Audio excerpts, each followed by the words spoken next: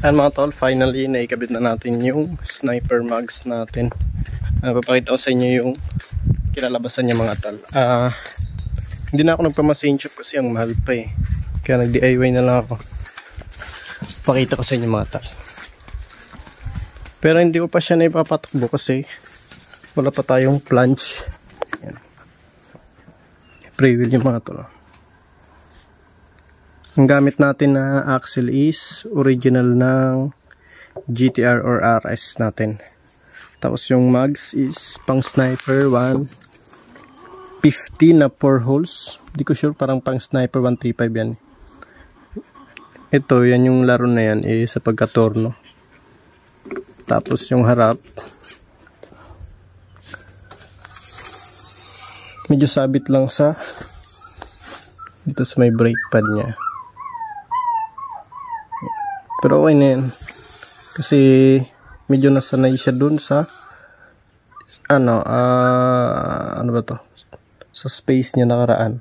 Bali nagbago kasi yung space ng natin, ng caliper. Kaya medyo makapal pa yung part ng kabila.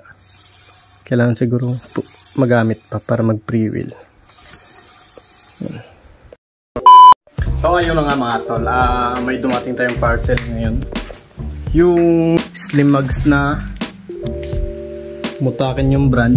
Paano lang kasi to, pang biyahe-biyahe lang natin. Kaya bumili tayo ng murahing mags. So, okay na rin to kasi pansamantala lang yan mga tol. Tumiipon lang tayo ng budget. Bubuksan natin siya mga tol. 0.4 1.6 to. Tapos ito may kasamang tire bulb dito. Ayan. Color blue yung kinuha natin mga tol para bumagay dun sa kulay ng motor. Ang problema lang ano siya, masyadong dark, hindi tulad ng motor natin na medyo light. Yan. Pang sniper 150. Itong araw iti-test fit natin ngayon mga tol. Update ko kayo.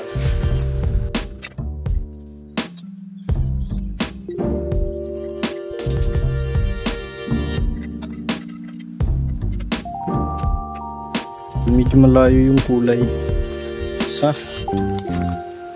fairings natin. Medyo light, mas dark.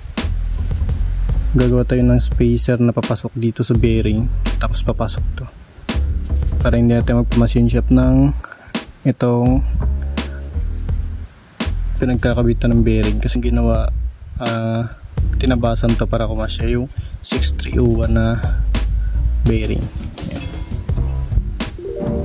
Pero sa atin ngayon gagawin natin parang spacer lang, sasalpak na lang dyan. Ay mga tol, may na-discover ako ngayon na mas madaling paraan para makakonvert tayo ng sniper Slim Mags, sniper 150 na Slim Mags. So bago ko lang na discover nung naghahanap ako ng spacer. So ipapakita ko sa inyo mga tol para hindi kayo mahirapan. So ito, ganito yung nangyari. Bali nagpalit ako ng 6202 na bearing sa harap kasi yung stock niya sa harapan is 6300 yung size. Parang gagawin ko sana is ganitong style, ganito. Hindi na ako nagpa-machine shop kasi mahal, tsaka buti na lang hindi ako nakapa-machine shop pa. Yan. Ang klase nito mga tol is ganito. Ito yung lalapat dito sa bearing na 6202. Tapos para maipasok itong axle natin na original ng RS 150. So, may nakita akong paraan mga tol. May nakita akong bola. Hindi ko sure kung pang anong motor to eh. Ito, bola. Yan. Tinabas ko yung gilid na ito yung plastic. Pagpasensya nyo yung kuko. Yan, tinabas ko yung plastic Ito na siya mga tol, masikip siya. Mas maganda yung lilihain nyo yung paikot or grinder, konting-konti lang mga tol. Grind nyo yung loob. Kung may porting tools kayo or barena, tagusin nyo siya ng kasing size nito. Sa akin hindi ko pa natatagos. I mean maliit yung talim na nandito sa akin, sakto lang sa butas niya, kaunting pa sana. Pero kikilin nyo na ng mga tol para mas tipid. Yung kikil na bilog, yan, tiyagaan nyo na lang, kaunting-konti lang yan. Kaunting-konti lang yung sabit. Papakita ko yan o.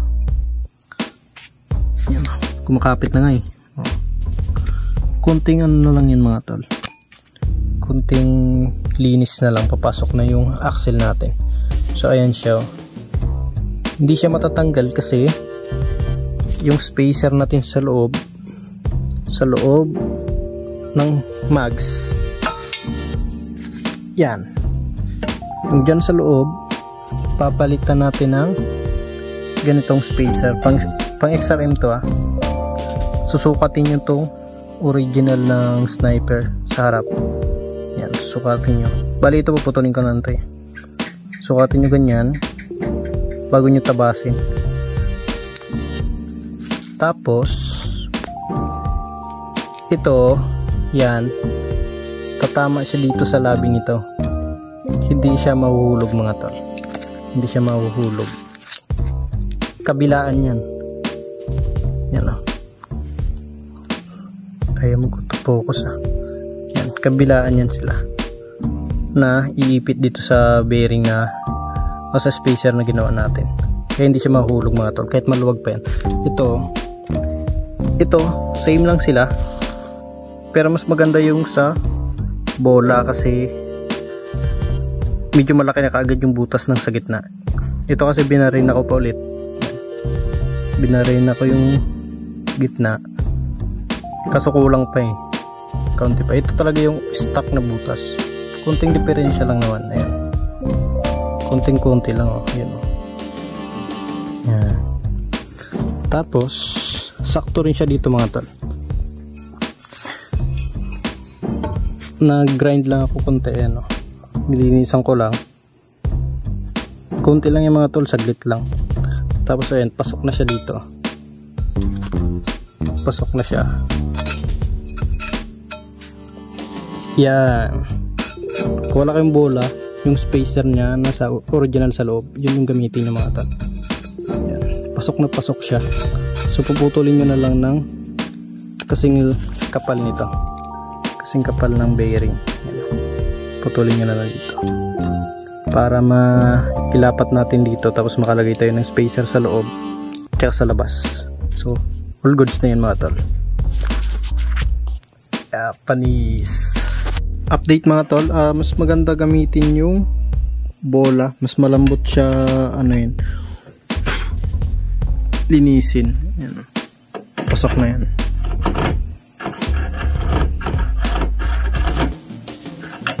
Yung isa hindi pa, yung stock spacer sa loob ng Sniper na mags, medyo matigas to pero kaya naman tiyagaan. Ganito yung sinasabi ko mga tala, dapat is bago yung ganito nyo para matalim. So ayun mga tol, update, tapos na natin grind yung loob. Gumamit tayo ng ganito, kalimutan ko yung bala dito, yung tawag dito Gumamit tayo nyan, tapos gumamit din tayo ng ganito, kaya napabilis tayo.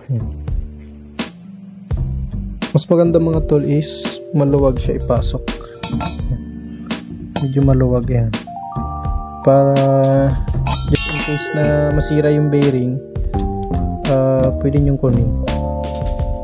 Kaso lang yung dito sa bola is nakalimutan ko i-grind yung gilid, kaya medyo masikip talaga siya. Hindi ko na to siya matatanggal, papalitan ko na lang kasi luma rin itong bearing na kinabitan ko. Yung plano kasi nito is susukatan ko lang ng spacer. So ayun mga tol, ikakabit na natin. Tapos ito is puputulin na natin to yung ibabaw na to. Tapos ilalagay natin to dun sa loob para maikabit na natin tong bearing. Ayan mga tol, update, naputol ko na siya. Ilalagay na natin dito. Ayan. Ilalagay na natin to.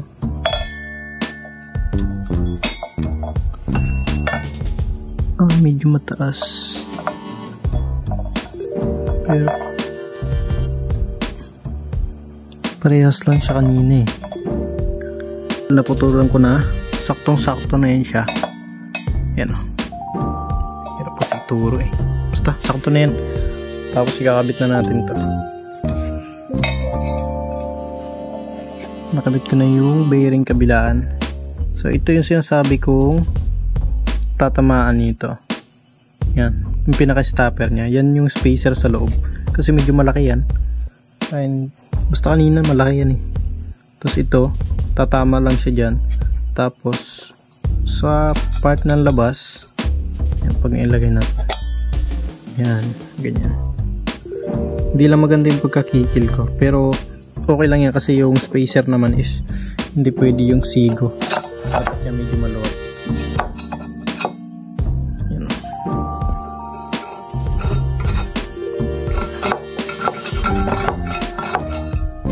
Tapos pag nasiraan kayo ng bearing, pwede nyo naman tanggalin.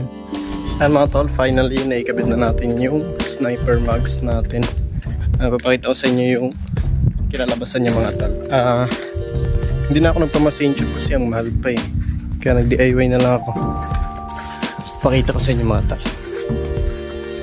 Pero hindi ko pa siya na ipapatakbo kasi wala pa tayong planche. Pre-wheel yung mga tol. Ang gamit natin na axle is original ng GTR or RS natin. Tapos yung mags is pang sniper 150 na 4 holes. Hindi ko sure, parang pang sniper 135 yan. Ito, yan yung laro na yan sa pagkatorno. Tapos yung harap. Ay mga tol, ipapakita ko na sa inyo yung harapan. Yan siya. Medyo sabit lang sa ito sa may brake pad nya, pero okay na yan kasi medyo nasanay siya dun sa ano ba to, sa space nya nakaraan. Bali nagbago kasi yung space ng natin ng caliper, kaya medyo makapal pa yung part ng kabila. Kailangan siguro magamit pa para mag pre-wheel.